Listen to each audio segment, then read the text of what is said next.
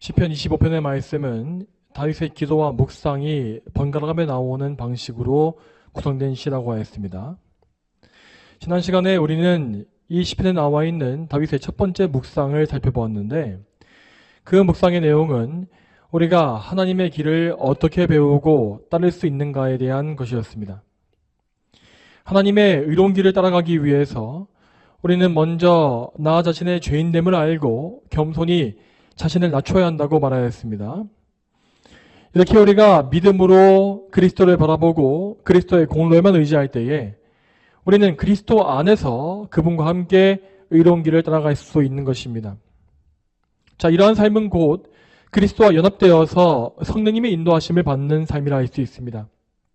우리는 절대 우리 스스로의 힘으로 올바른 길을 찾지 못합니다.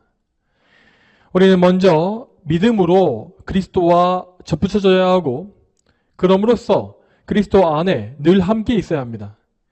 그래야만 우리는 우리를 앞서가시는 그리스도를 뒤따라가면서 그분과 함께 길을 갈 수가 있는 것입니다. 자, 여기에 의해서 오늘 우리가 살펴볼 말씀은 다윗의 계속되어지는 묵상을 보여주고 있습니다. 그러면 오늘 본문을 다시 한번 읽어보겠습니다. 자, 읽겠습니다. 시작. 여호와의 언약과 증거를 지키는 사람에게 그분의 모든 길은 인애와 진리입니다. 아멘. 다윗의 이 묵상은 은혜와 관련된 진리를 잘 보여주고 있습니다.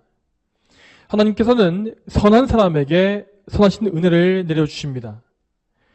자, 이 말씀이 무슨 의미겠습니까? 첫 번째로 이 말씀은 모든 사람에게 선한 성품과 선한 행실을 가지라고 명령하는 것입니다.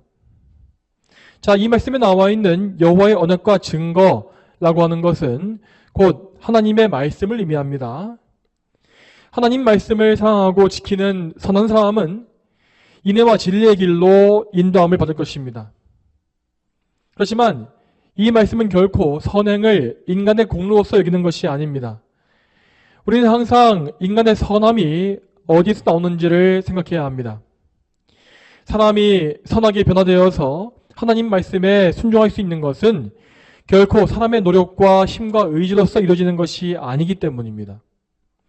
이러한 변화는 무조건적으로 하나님의 주권적인 은혜로만 일어나는 일입니다. 이에 대해서 빌립보서 말씀을 보겠습니다. 빌립보서 2장 13절 말씀 같이 읽겠습니다. 너희 안에서 행하시는 분은 하나님이시므로 그분의 기쁘신 뜻을 위하여 너희로 자원하여 행하게 하신다. 아멘. 이 말씀과 같이 사람이 자원하여서 선을 행할 수 있는 것은 곧 하나님께서 부어주신 은혜입니다. 하나님은 은혜를 주고자 하시는 사람에게 이렇게 선한 마음을 먼저 주시는 것입니다. 하나님은 그분께서 기뻐하시는 성도를 변화시키시어서 그들이 말씀을 사랑하게 하시고 또한 말씀대로 순종하며 살고자 하는 열정을 주시는 것이죠. 그러므로 우리는 이 말씀과 같이 선한 마음을 달라고 하나님께 늘 간구해야 합니다. 기도하지 아니하면 우리는 결단코 이런 선한 마음을 가지지 못합니다. 기도하지 않을 때에 우리의 마음은 어두워지고 거칠어지며 회심하기 이전에 악한 성품이 튀어나올 수밖에 없습니다. 이렇게 죄를 짓고 하나님을 멀리하는 것은 우리 성도에게 절대 합당치 아니한 것이며 또한 우리의 인생을 허비하게 만드는 죄입니다. 그러므로 우리는 이렇게 악한 상태에 빠지지 않기 위해서 언제나 하나님의 은혜를 구하는 기도의 삶을 살아야 하는 것입니다. 우리가 하나님의 은혜 안에서 말씀에 순종하는 삶을 살아간다면 우리는 분명 하나님의 선하신 뜻 가운데서 거할 수 있을 것입니다. 이에 대해서 오늘 본문은 이렇게 말하고 있습니다. 그분의 모든 길은 인애와 진리입니다. 이 말씀과 같이 하나님 안에서 자발적인 순종을 행하는 사람에게 하나님은 선하심을 보여주십니다. 그러한 선하심을 보여주는 것은 곧 인애와 진리를 보여주는 것이라고 하였습니다. 여기에서 인애라고 하는 것은 곧 하나님의 인자하심과 사랑입니다. 우리는 이러한 인을 받을 때에 하나님께서 우리를 기뻐하시는 것을 경험할 것인데, 이런 경험은 마치 어린 자녀가 부모의 품에서 귀여움과 사랑을 받는 것과 같은 그러한 상황입니다. 물론 우리는 항상 하나님 앞에 부족하고 하나님의 기준에 미달되어지는 사람들입니다. 그렇지만 하나님은 예수 그리스도를 통해서 우리를 보시고 우리를 받아주심으로써 우리에게 당신의 기쁘심과 사랑하심을 베풀어 주시는 것이죠. 또 다음으로 진리의 길이라는 것은 하나님의 말씀을 더 깊이 알고 말씀대로 순종할 수 있는 상태를 의미합니다. 자, 이러한 것은 곧 우리 안에 계시는 성령님의 사역이라고 할 수 있겠습니다. 진리의 영이신 성령님은 우리 안에 빛을 비추시어서 우리에게 말씀을 가르치시고 그 말씀에 순종할 수 있는 열심과 능력 역시 부여해 주십니다. 이러한 은혜 안에 있을 때에만 우리는 열심을 가지고서 기꺼이 하나님께 순종할 수 있는 삶을 살 수가 있는 것입니다. 자, 정리하자면 하나님은 주권적인 은혜로 말미암아 성도를 붙잡아 주셔서 그의 마음을 선하게 변화시키시며 또한 그에게 인애와 진리를 보여주신다고 할 수 있습니다.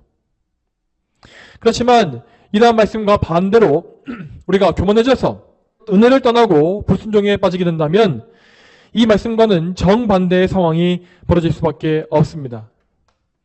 그럴 때에 우리는 하나님의 인애와 진리가 없는 상태가 무엇인지를 똑똑히 볼 것입니다. 우리는 하나님의 인애 대신에 훈계와 책망을 경험할 것이고 또한 진리를 벗어나서 어리석음에 빠지는 것을 경험할 것입니다. 여러분, 우리는 정말로 하나님의 은혜가 없다면 아무것도 아닌 죄인에 불과합니다. 우리는 항상 이 사실을 기억하고 하나님의 은혜와 도우심을 간구해야 합니다. 성도 여러분, 그러므로 우리는 오늘 이 말씀을 통하여서 우리 안에, 나 자신 안에 은혜의 증거가 있는지를 꼭 확인해야 합니다. 정말 하나님께서 나의 안에 거듭난 마음을 창조해 주셨고 내가 그래서 그 마음에 의하여서 하나님의 언약과 증거를 지키고 있는지를 확인해 봐야 하는 것입니다. 우리는 반드시 이러한 믿음의 점검을 통하여서 우리의 삶을 교정하고 하나님의 뜻에 자신을 맞춰가야 합니다. 만일 우리가 이러한 회개와 갱신을 거절하고 계속 나의 방식과 생각대로 완고한 길만 간다면 우리는 점점 더 굳어지고 더 완고해져서 결국에는 다시 회개할 수 없는 굳어진 상태에 빠질 수밖에 없습니다. 자, 그리고 이러한 의미에서 우리는 성도들 안에 있는 은혜의 증거가 무엇인지를 확인할 수가 있습니다. 어떤 사람에게 하나님의 은혜가 있는지 없는지를 확인해 보기 위해서는 그 사람이 세월이 가면서 어떻게 변해가는지를 보면 됩니다. 자, 교회 안에 어떤 사람들은 평생 믿음 생활을 계속함에도 불구하고 도무지 선한 성품을 가지지 못하는 것을 볼 수 있습니다.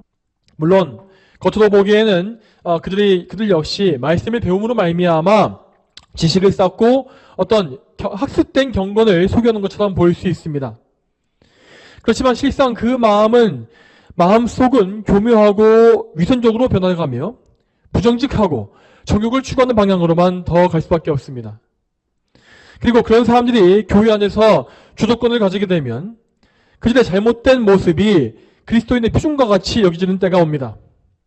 그러니까 그리스도인이라 할지라도 세월이 많이 흐르면 어쩔 수 없이 마음이 굳어지고 열정도 식고 적당히 겉모술수를 부리면서 세상을 즐기면서 살 수밖에 없다라고 하는 그런 이상한 상식이 교회 안에 생기는 것입니다. 이렇게 비정상적인 교인들이 교회에 많아지게 되면서 이 세상의 사람들은 기독교인들에 대한 이미지를 그렇게 가지게 되었습니다. 그래서 지금 이 세상은 기독교인들을 그렇게도 혐오하고 비웃고 있는 것입니다. 여러분, 그렇지만 우리 그리스도인들은 원래 그런 사람들이 아닙니다. 교회에 과거 구원받은 성도가 많았던 그런 시절에 교회는 항상 이 세상을 도덕적으로 압도하는 순결함과 선함을 가지고 있었습니다. 실제로 은혜 안에 사는 성도는 세월이 갈수록 더욱 온유해지고 더욱 순결해집니다. 그러한 성도들은 아무리 시간이 많이 지날지라도 이 세상의 악한 오물에 물들지 않습니다. 그들의 안에서는 성령께서 역사하심으로 말미암아 정욕은 더욱 죽고 하늘의 소망은 더욱 커지며 순종을 방해하는 죄악의 찌꺼기는 더욱더 많이 제거됩니다. 그래서 믿음 안에서 나이를 먹고 노인이 된 사람은 완고해지는 것이 아니라 더욱더 성화되고 예수님을 닮아가게 됩니다. 여러분, 이러한 것은 성경과 교회 역사에서 분명히 증거된 사실입니다. 대표적으로 사도 요한의 경우에 그는 젊은 시절에 우리의 아들이라고 불렸을 만큼 다혈질적이고 성급하며 자신만만한 사람이었습니다. 좋은 예로 그는 복음을 배척하는 사마리아 사람들을 보고 분노해서 저들에게 불을 내려서 태워버리자고 말했을 만큼 거칠고 급한 성품을 가지고 있었죠.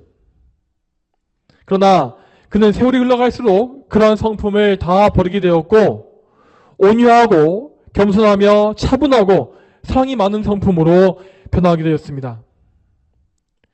사도 요한이 그의 말년에 기록했던 말씀인 요한 1, 2, 3서에는 그리스도의 은혜와 형제에 대한 사랑의 내용이 가득 채워져 있는 것을 우리는 볼 수 있습니다.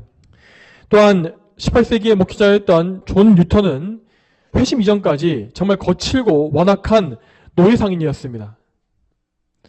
그는 아프리카를 오가면서 노예무역을 하는 중에 온갖 사악하고 잔혹한 죄를 다 짓고 살아왔던 죄인 중에 괴수였고, 그래서 이 세상에서 가장 소망이 없는 악인과 같이 보였습니다.